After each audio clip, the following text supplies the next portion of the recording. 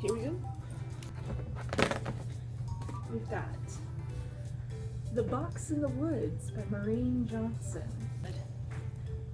Never open the box. You don't know what might be waiting for you inside. Oh, don't tease me. Amateur sleuth Stevie Bell needs a good murder. Okay, Stevie. After solving the now famous Truly Devious case at her high school, she's back at home for a normal, that means boring, summer. But then she gets a message from the owner of Sunny Pines, formerly known as Camp Wonderfalls, Cool. the site of the notoriously unsolved Box in the Woods case. Back in 1978, 4 camp counselors were killed in the woods outside of the town of Barlow Corners, their bodies left in a gruesome display. The new camp owner offers Stevie an invitation. Come to the camp and help him work on a true crime podcast about the case. Stevie agrees, as long as she could bring along her friends from Ellingham Academy. Nothing sounds better than a summer spent together investigating old murders. You're right. But something evil still lurks in Barlow Corners. When Stevie opens the lid on this long dormant case, she gets much more than she bargained for. The Box in the Woods will make room for more victims. This time, Stevie may not make it out alive. That sounds really interesting. I need so badly Vincent Price to read that last part. I need it so badly. Of Princes and Promises by Sandhya Menon. Katerina Laval is determined to show she's still the queen of Rosetta Academy. Sure, her crown may be slightly askew after her ex-boyfriend Alaric cheated on her, but she's a Lavelle. She'll find a way to march right back in there, her hands clutching the strings to the whole puppet show. This time, she's going to be untouchable. Rahul Chopra knows that the moment he shared with Katerina Laval at the winter formal meant something. Surely she feels it too. He's a little uncertain how someone like him, socially inept to a point way past adorkable, could fit into her world, but he's loved Katerina for years. He knows they'll find a way. When Katerina finds out Alaric is taking a supermodel to the upcoming gala, she knows she cannot arrive without the perfect date. But the thought of taking another superficial Rosetta boy exhausts her. The solution? Sweet but clueless Rahul Chopra and a mysterious pot of hair gel with the power to alter the wearer into whatever his heart desires. When Rahul tries it, he transforms instantly into RC, debonair, handsome, and charming. But transformation comes with a price. As Rahul enjoys his new social standing, the line between his two personas begins to blur. Will he give up everything, including Katerina, to remain RC? Or will this unlikely pair find their way back to each other? That sounds really cute. I believe this is a retelling of The Princess and the Frog. Yep. That's so cool.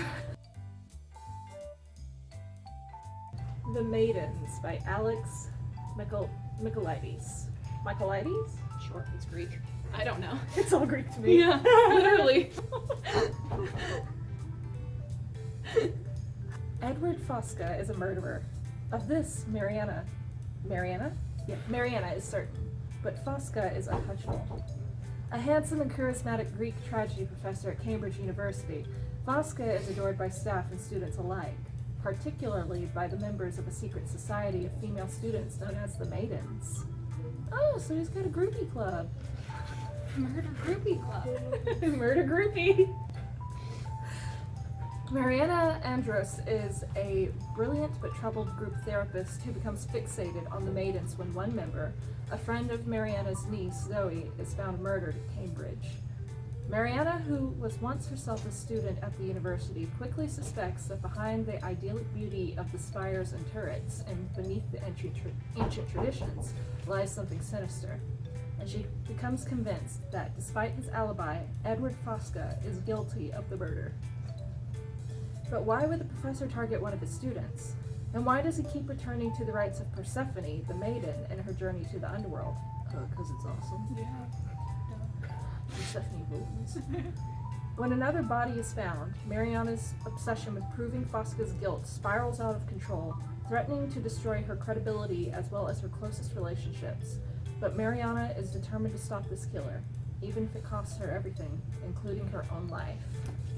See, That's exactly up my alley. I love the tale of Hades and Persephone, Yeah. so Yeah. I'm looking forward to that one. That one, please. It's my favorite person. The President's Daughter by Bill Clinton and James Patterson. This man stays writing books. How does one man write so many books throughout the year? I don't think it's him. There's no I think he possible way. sells He'd his have ideas, to be. yeah. He'd have to be like at the computer 24/7. His family would have to like give him his meals through like one of those little lunch tray openings in the door. Or he just has an IV just all the time. James Patterson, good for you, buddy. You know what? Stay making money. All presidents have nightmares. This one is about to come true. Thought that I forgot to say the title, but I didn't. We were just talking about James Patterson. Matthew Keating, a one-time Navy SEAL and a past president, has always defended his family as staunchly as he has his country. Now those defenses are under attack. A madman abducts Keating's teenage daughter, Melanie, turning every parent's deepest fear into a matter of national security. As the world watches in real time, Keating embarks on a one-man special ops mission that tests his strengths as a leader, a warrior, and a father. This is just like Taken, but with the president. Liam Neeson, we found your next role. A very specific set of skills.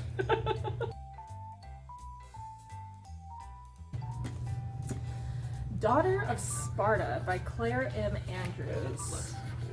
Sparta forged her into a deadly weapon. Now the gods need her to save the world. 17-year-old Daphne has spent her entire life honing her body and mind into that of a warrior, hoping to be accepted by the unyielding people of ancient Sparta. But an unexpected encounter with the goddess Artemis, who holds Daphne's brother's fate in her hands, upends the life she's worked so hard to build. 9 mysterious items have been stolen from Mount Olympus, and if Daphne cannot find them, the gods' waning powers will fade away. The mortal world will descend into chaos, and her brother's life will be forfeit. Guided by Artemis's twin, the handsome and entirely too self-centered god Apollo, Daphne's journey will take her from the labyrinth of the Minotaur to the riddle-spinning Sphinx of Thebes, team her up with mythological legends such as Theseus and Hippolyta of the Amazons, and pit her against the gods themselves. A reinterpretation of the classic Greek myth of Daphne and Apollo, Daughter of Sparta, by debut author Claire M. Andrews, turns the traditionally male-dominated mythology we know into a heart-pounding and empowering female-led adventure. I've read really The Legend cool. of Daphne and Apollo. Yeah. I am very interested to know. Yeah, because I mean, Yeah.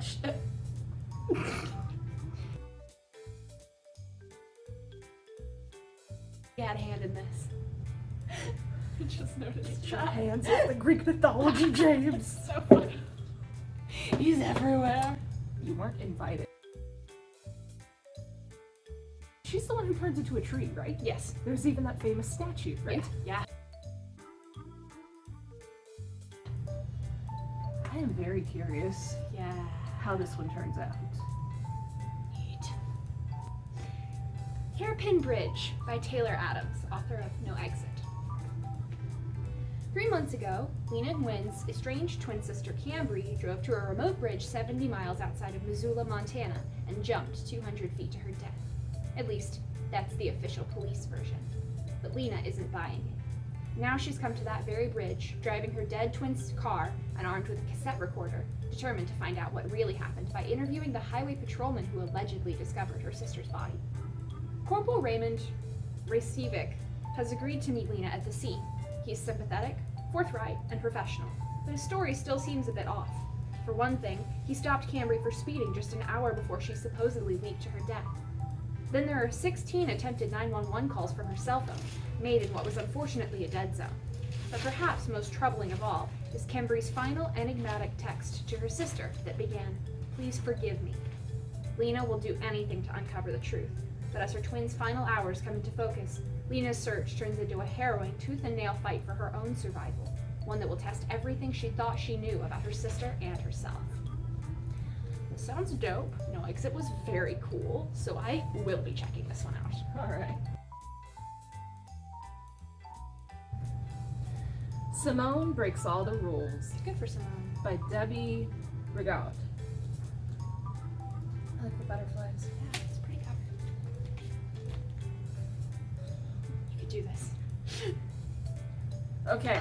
I at least I at least know how to read that one. Startling at first. Simone Thibodeau is about to switch things up.